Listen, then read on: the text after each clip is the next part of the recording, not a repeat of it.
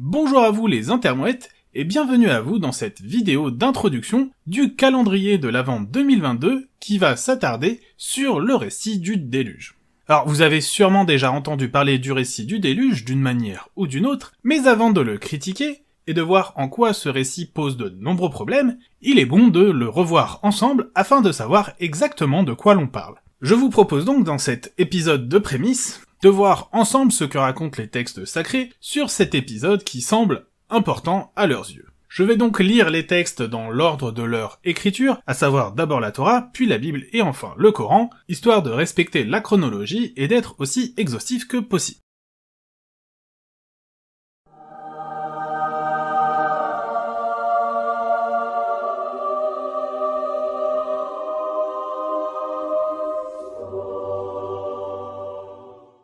Commençons donc par la Torah, nous allons donc dans le Pentateuque, la Genèse, chapitre 6. Je vous fais grâce des premiers versets où Yahvé ne fait que se plaindre du fait que les hommes sont devenus mauvais et qu'il veut se débarrasser d'eux.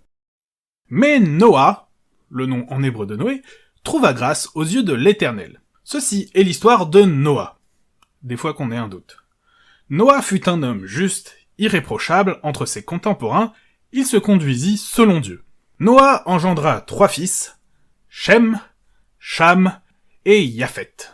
Donc là, ce qu'on nous dit, c'est juste que Noé, l'élu de Dieu, a 3 fils. Or, la terre s'était corrompue devant Yahvé, et elle s'était remplie d'iniquité. Yahvé considéra que la terre était corrompue, toute créature ayant perverti sa voie sur la terre. Et Dieu dit à Noah, « Le terme de toutes les créatures est arrivé à mes yeux, parce que la terre, à cause d'elle, est remplie d'iniquité, je vais les détruire avec la terre. » Visiblement, la terre est toujours là, donc Dieu n'a pas réussi. « Fais-toi une arche de bois de gopher, tu distribueras cette arche en cellules, et tu l'enduiras en dedans et en dehors de poids. » Je sais pas si vous avez déjà vu des notices de construction modernes, mais il y a beaucoup plus d'informations que ce que donne Yahvé à Noah pour construire une arche, qui est censée être la dernière chance pour sauver toute la vie sur Terre. Très honnêtement, à la place de Noah, j'aurais demandé beaucoup plus d'informations pour réussir ma tâche. Et voici comment tu la feras. 300 coudées selon la longueur de l'arche, 50 coudées sa largeur et 30 sa hauteur. Tu donneras du jour à l'arche, que tu réduiras vers le haut à la largeur d'une coudée, tu placeras la porte de l'arche sur le côté, tu la composeras d'une charpente inférieure, d'une seconde et d'une troisième. Là, il y a légèrement plus d'informations, mais toujours aucun truc précis. On nous donne le nombre d'étages, on nous dit que ça doit être divisé en cellules, mais on ne sait pas à combien. Bref, on peut en conclure que Yahvé est un très mauvais ingénieur. Moi, je vais amener sur la terre le déluge, les eaux, pour détruire toute chair animée d'un souffle de vie sous les cieux, tout ce qui habite la terre périra. À noter au passage que Dieu dit qu'il compte détruire toute chair animée d'un souffle de vie sous les cieux, donc en gros, le très puissant ne considère pas les plantes comme des êtres vivants, cocasse quand même quand on pense que le créateur de toute chose est justement celui qui a créé les plantes, il devrait savoir qu'elles sont vivantes. Enfin bon, continuons. J'établirai mon pacte avec toi, et tu entreras dans l'arche, toi et tes fils, et ta femme, et les femmes de tes fils avec toi. Et de tous les êtres vivants, de chaque espèce, tu en recueilleras 2 dans l'arche pour les conserver avec toi, ce sera un mâle et une femelle. Donc là, si on fait le décompte, il va y avoir Noah et toute sa petite famille qui vont rentrer dans l'arche, à savoir 8 personnes, qui vont être dédiées intégralement à l'entretien des animaux. Également, en parlant d'animaux, notez très attentivement le fait qu'il parle distinctement d'un mâle et d'une femelle pour chaque espèce, parce qu'on va voir que ça va pas durer. Des oiseaux selon leur espèce, des quadrupèdes selon leur espèce, de tout ce qui rampe sur la terre selon son espèce, qu'un couple vienne auprès de toi pour conserver la vie. Munis-toi aussi de toute provision comestible et mets-les en réserve pour toi et pour eux, cela servira de nourriture. Noah obéit, tout ce que Dieu lui avait prescrit, il l'exécuta ponctuellement. Donc en gros, là Yahvé donne un peu plus de détails, mais entendons-nous bien, ça reste effroyable par rapport aux connaissances que nous avons actuellement, mais cela dit, ça doit être en accord avec l'immense ignorance des gens qui ont dû rédiger ces versets. À noter également qu'il y avait dit de faire des réserves, mais pour le coup là il ne dit pas combien. C'est dommage vu qu'il faut maintenir des animaux en vie pendant plus d'1 an, ce serait le moment de donner quelque chose de très précis, mais on va vite comprendre qu'il n'y a pas de données pour 2 raisons. La première est qu'à mon avis, les personnes qui ont rédigé ces versets ne savaient absolument pas combien allaient consommer des animaux, et le deuxième, s'ils le savaient et qu'ils l'écrivaient, on verrait tout de suite qu'il y a un gros problème parce que c'est pas du tout possible de faire tenir autant de nourriture et d'eau dans une arche. Fin du chapitre 6, début du chapitre suivant. L'Éternel dit à Noah, « Entre toi et toute ta famille dans l'arche, car c'est toi que j'ai reconnu honnête parmi cette génération. De tout quadrupède pur, tu prendras 7 couples, le mâle et sa femelle, et des quadrupèdes non purs, 2, le mâle et la femelle. De même pour les oiseaux du ciel, respectivement 7, mâles et femelles, pour perpétuer les espèces sur toute la face de la terre. » Donc non seulement Dieu radote puisqu'il redit à Noah et à toute sa famille qu'il les a choisis et qu'ils vont être sauvés dans le bateau, mais il commence déjà à se contredire, le fameux Tout-Puissant qui a l'air d'avoir Alzheimer, puisqu'il demande maintenant 7 couples de quadrupèdes purs, et autant pour les oiseaux, tandis que les quadrupèdes impurs sont eux à toujours 2. En tout cas, on voit déjà que le Tout-Puissant est déjà quelque peu sénile, puisqu'il n'arrive même pas à se souvenir de ce qu'il a dit 3 phrases plus tôt. Continuons.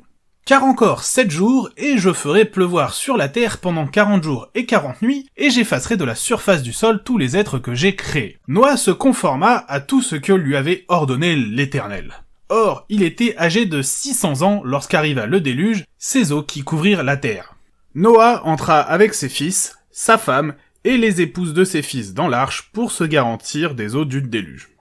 Alors là, en gros, on nous dit qu'il reste seulement 7 jours avant que le déluge n'arrive. Pour une durée de 40 jours et 40 nuits, on voit là l'utilisation de nombres magiques, 7 et 40. Je me demande vraiment comment, avec 8 clampins, ils vont réussir à construire une arche aussi grande aussi rapidement, et comment les animaux vont en 7 jours réussir à venir de l'autre bout du monde.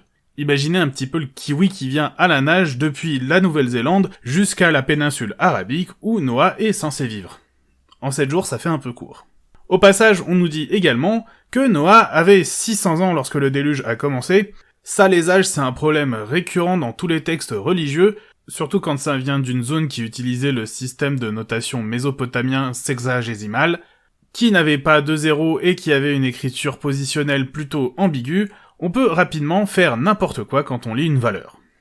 Des quadrupèdes purs, de ceux qui ne le sont point, des oiseaux, et de tout ce qui rampe sur le sol, 2 à 2, ils vinrent vers Noé dans l'arche, mâles et femelles, ainsi que Dieu l'avait prescrit à Noah. Au bout de 7 jours, les eaux du déluge étaient sur la terre. Dans l'année 600 de la vie de Noah, le 2e mois, le 17e jour du mois, en ce jour jaillirent toutes les sources de l'immense abîme, et les cataractes du ciel s'ouvrirent. Là encore, c'est une banale répétition de ce qui a déjà été dit avant, comme quoi ce texte s'adresse principalement à des personnes attardées à qui il faut répéter 30 fois la même chose pour qu'elles puissent le comprendre. La pluie tomba sur la terre, 40 jours et 40 nuits. Ce jour-là même étaient entrés dans l'arche Noah, Shem, Cham et Japheth, fils de Noah, et avec eux la femme de Noah et les 3 femmes de ses fils. Eux et toute bête fauve selon son espèce, et tout le bétail selon son espèce, et tout animal rampant sur la terre selon son espèce, et tout volatile selon son espèce, tout oiseau, tout être ailé. Ils vinrent vers Noah, dans l'arche, 2 à 2, de toutes les espèces douées du souffle de vie. Encore et toujours des répétitions, quand je vous dis que ce texte s'adresse à des personnes qui ont du mal à se concentrer.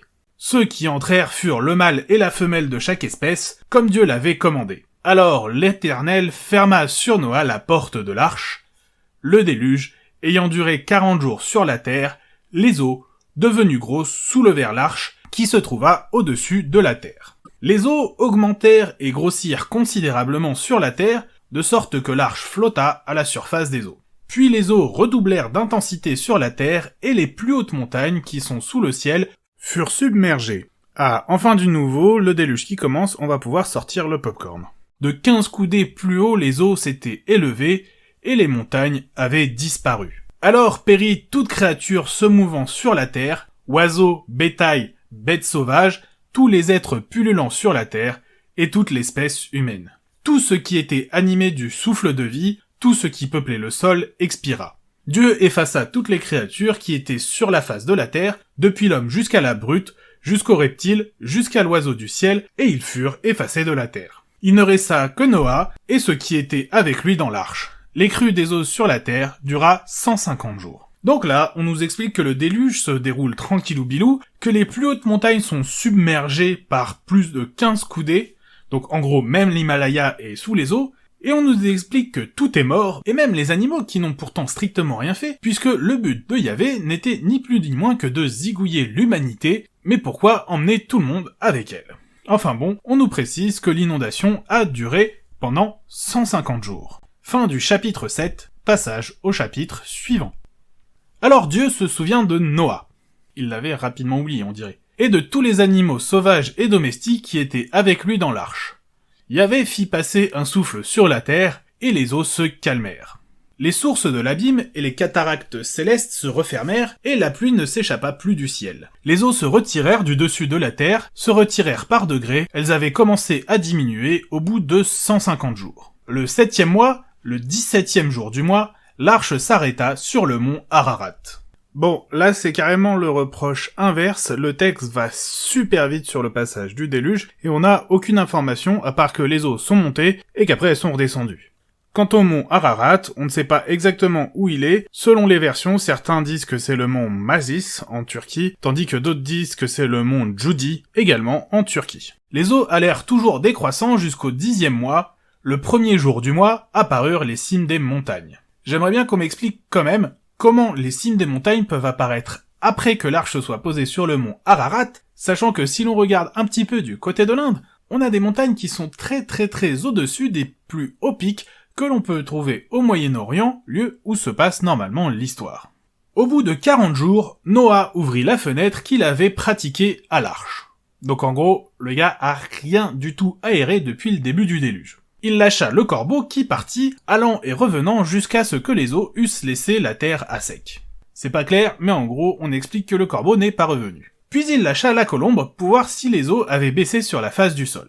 Bon bah là les eaux continuent de descendre, et Noah teste s'il peut sortir ou pas de l'arche en envoyant des oiseaux en éclaireur. Ce qui est très étrange, c'est que si l'eau descend, c'est qu'elle s'évapore, et en plus on pourra l'aborder, mais d'où vient la chaleur qui permet de faire évaporer l'eau aussi rapidement? Parce que ça, la Torah n'en parle absolument pas. Mais la colombe ne trouva point d'appui pour la plante de ses pieds, et elle revint vers lui dans l'arche, parce que l'eau couvrait encore la surface de la terre, il étendit la main, la prit et la fit rentrer auprès de lui dans l'arche. Il attendit encore 7 jours, encore un nombre magique, et renvoya de nouveau la colombe de l'arche. La colombe revint vers lui sur le soir, tenant dans son bec une feuille fraîche d'olivier. Noah jugea que les eaux avaient baissé sur la terre. Ayant attendu 7 jours encore, il fit partir la colombe qui ne revient plus auprès de lui. Faut m'expliquer quand même comment une colombe peut revenir avec une feuille fraîche d'olivier, car celui-ci est quand même censé être resté des mois sous l'eau salée, et je ne vois pas du tout comment il a pu survivre. Encore une fois, les personnes qui ont rédigé ce texte étaient totalement ignorantes du fait que les plantes sont des êtres vivants et ne supportent pas n'importe quelle condition de vie. Et au passage, la colombe ne revient pas et Noé en déduit que c'est assez sec, alors que si ça se trouve, elle est juste morte d'épuisement. Et que dire au passage de tous les oiseaux marins qui peuvent rester à voler sans jamais se poser pendant des mois. Mais bon, passons.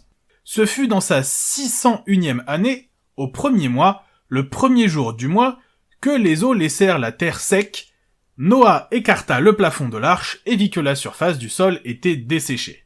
Et au 2e mois, le 27e jour du mois, la terre était sèche. Yahvé parla à Noah en ces termes. « Sors de l'arche, toi et ta femme, et tes fils et leurs femmes avec toi. Tout être vivant de toute espèce qui est avec toi, volatile, quadrupède, reptile se traînant sur la terre, fais-les sortir avec toi, qu'ils foisonnent sur la terre, qu'ils croissent et se multiplient sur la terre. » Bon, Dieu dit que tout le monde sort de l'arche et que les animaux foisonnent, mais on va voir que c'est vraiment un problème puisque les herbivores n'ont plus rien à manger, et que si les carnivores commencent à becqueter les herbivores, ces derniers vont s'éteindre très rapidement. Noah sortit avec ses fils, sa femme, et les femmes de ses fils. Tous les quadrupèdes, tous les reptiles, tous les oiseaux, tout ce qui se meut sur la terre sortit, selon ses espèces, de l'arche.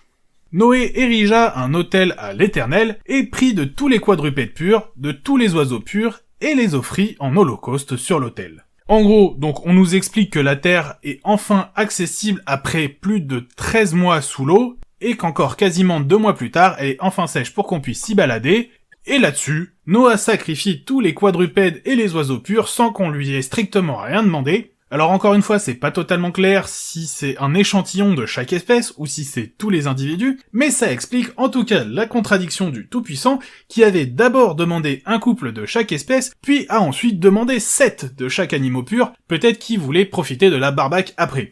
En tout cas, ça valait pas le coup de se faire chier à sauver autant d'animaux si c'est pour les zigouiller dès qu'on a foutu le pied au sol. L'Éternel aspira la délectable odeur, et il dit en lui-même « Désormais, je ne maudirai plus la terre à cause de l'homme, car les conceptions du cœur de l'homme sont mauvaises dès son enfance. Désormais, je ne frapperai plus tous les vivants comme je l'ai fait, plus jamais, tant que durera la terre, semaille et récolte, froidure et chaleur, été et hiver, jour et nuit, ne seront interrompus. » On apprend que Dieu est un gros viandard puisqu'il kiffe l'odeur, mais ne vient visiblement pas becqueter tout ça, et il s'excuse encore en disant qu'il n'aurait pas dû, tout ça, qu'il ne va plus recommencer, il le jure. On dirait franchement un politicien qui vient de se faire prendre et qui dit qu'il va changer. En tout cas, fin du chapitre 8, passage au chapitre 9. Dieu bénit Noah et ses fils en leur disant « Croissez et multipliez et remplissez la terre ». Alors déjà, ça sert strictement à rien de les bénir puisque c'est lui qui décide de tout, et sérieusement ça sert à quoi? En plus il leur dit de se reproduire comme des lapins, on voit la merde dans laquelle on est actuellement. Enfin bon. Que votre ascendant et votre terreur soient sur tous les animaux de la terre et sur tous les oiseaux du ciel, tous les êtres dont fourmille le sol, tous les poissons de la mer et livrés entre vos mains. En gros, Dieu leur dit que l'homme est le top du top de tout ce qui existe, et au passage, il parle des poissons alors qu'à aucun moment il a été question de les sauver. Tout ce qui se meut, tout ce qui vit servira à votre nourriture, de même que les végétaux, je vous livre tout.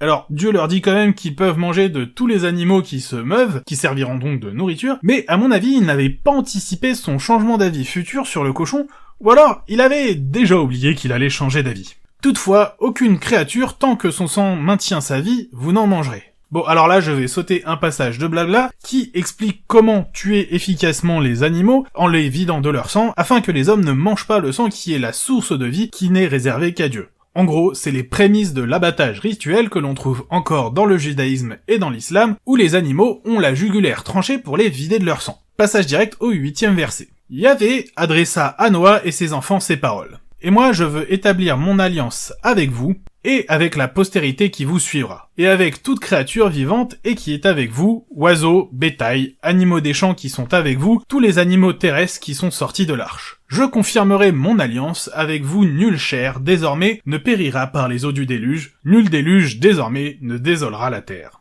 Donc là, concrètement, il avait dit que plus jamais il ne refera ça, mais alors la question qui se pose c'est, pourquoi, s'il est capable de ne plus jamais le refaire, est-ce qu'il l'a fait la première fois?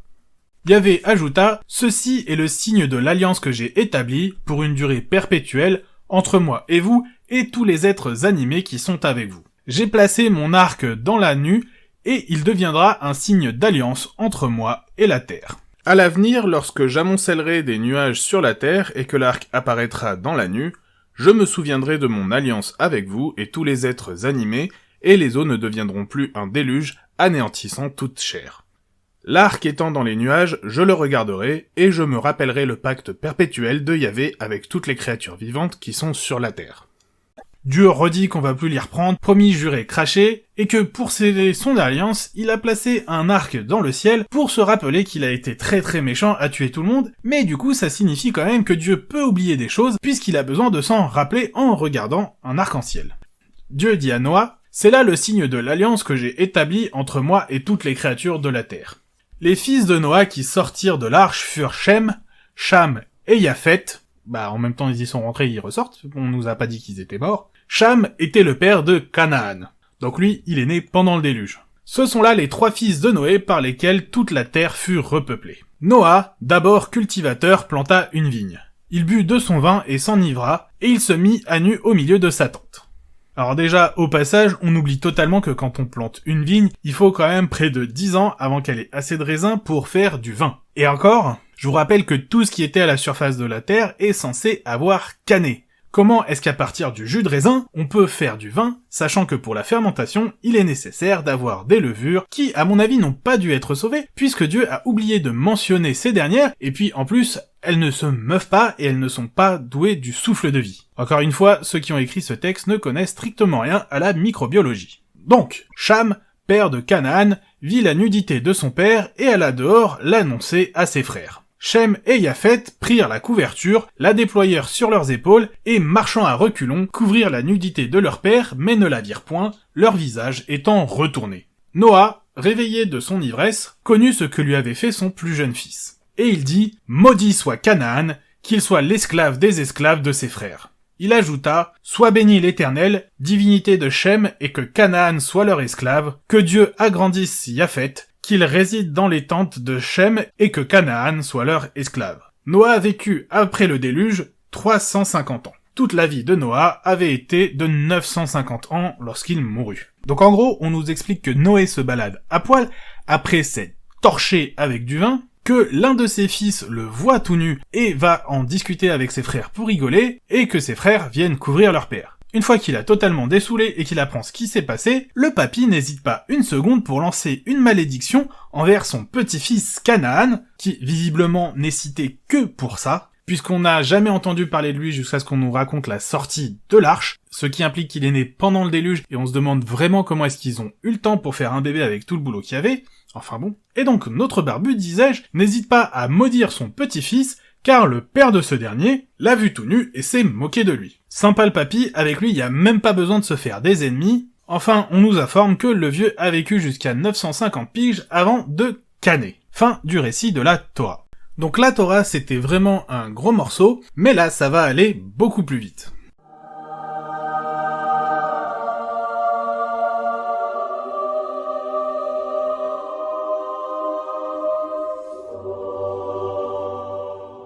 Pour ce qui est de la Bible, c'est la même histoire que la Torah, il y a juste quelques minimes modifications sur les traductions, mais rien qui ne révolutionne l'histoire. Par exemple, lorsqu'il s'agit de la construction de l'arche, Dieu parle dans la Torah de gopher, mais ce mot n'apparaît qu'une seule fois dans la Torah, et on ne sait pas de quoi il s'agit. C'est exactement comme un autre mot qui n'apparaît qu'une seule fois dans la Torah pour décrire la création du monde, et qui dit qu'au début, la terre était tohu vabohu, qui est souvent traduit par informe et vide, mais qui est entré dans le vocabulaire en tant que tohu bohu. Du coup, les traducteurs, ne sachant pas comment faire, le mot gopher est parfois laissé tel quel, mais souvent remplacé. Certains ont supposé qu'il s'agissait d'une essence, et ont alors proposé le cèdre, qui est assez proche du mot babylonien goshur, qui désigne cette essence, ou le roseau pour sa proximité avec le mot assyrien giparu, qui désigne cette plante. Alors, il ne faut pas oublier que ce sont des langues consonantiques, il n'y a donc pas de voyelles, le mot s'écrivant g, f, re dans les deux cas. Le cyprès, l'ébène, le pin, le sapin ou le buis sans aucune réelle justification de la part des traducteurs, tandis que d'autres ont eu une approche plus générique en utilisant le terme de résineux.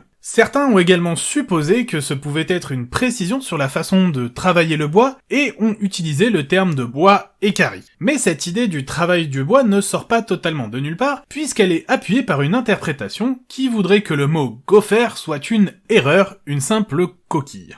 Le bon mot serait kofer, avec une lettre kouf au lieu du guimel, qui désigne le bitume, et impliquerait donc un traitement du bois pour le rendre résistant à l'eau. Enfin bon, en dehors de ces minimes modifications, l'histoire est dans son ensemble la même.